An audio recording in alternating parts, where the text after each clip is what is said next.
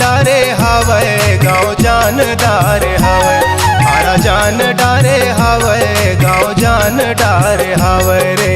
तोर मोर प्रीत के बंधना रे, तोर मोर प्रीत के बंधना रे।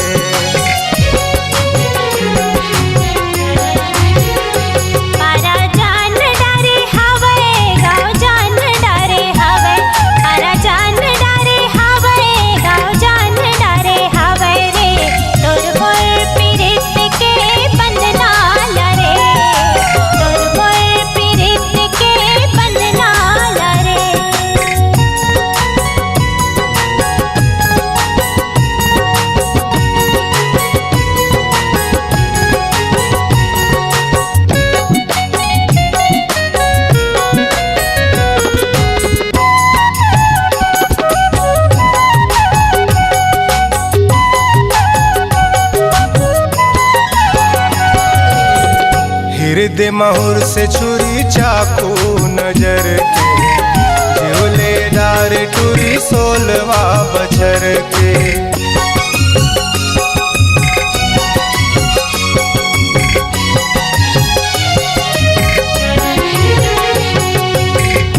हृदय महुर से छुरी चाकू नजर के, झूलेदार टूरी 16वां बछर के।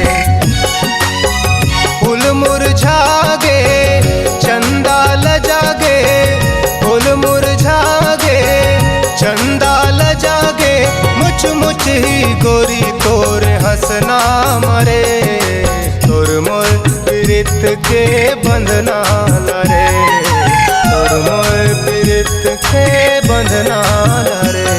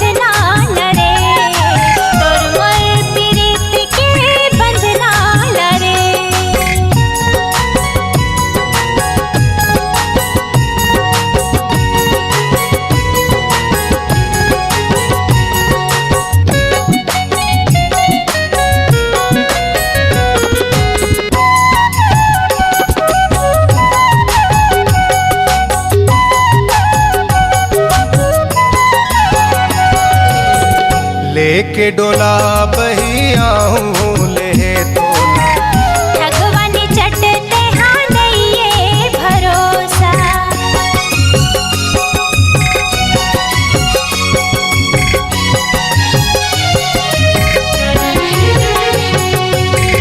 लेके डोला बही आऊं ले तोला, ठगवानी चटते हाँ नहीं भरोसा। गौ के कहत हो ठगत नहीं हो, गौ के कहत हो ठगत नहीं हो, करी हो पूरा मन के सपना लरे। तोर मोर प्रीत के बंधना रे, तोर मोर प्रीत के बंधना रे। पारा जान डारे हवे गाँव जान डारे हवे, पारा जान डारे हवे गाँव जान डारे हवे रे।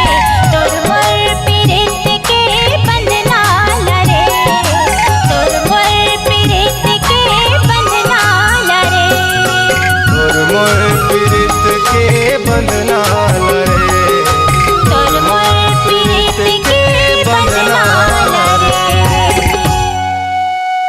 अगर आप अपनी आवाज को एक नया आयाम देना चाहते हैं तो चले आइए मल्टी ट्रैक डिजिटल रिकॉर्डिंग के लिए संपर्क करें HK म्यूजिक कंपनी, कोटा डबरी, चांपा, छत्तीसगढ़। मोबाइल नंबर है 9329238487 और 8085380339।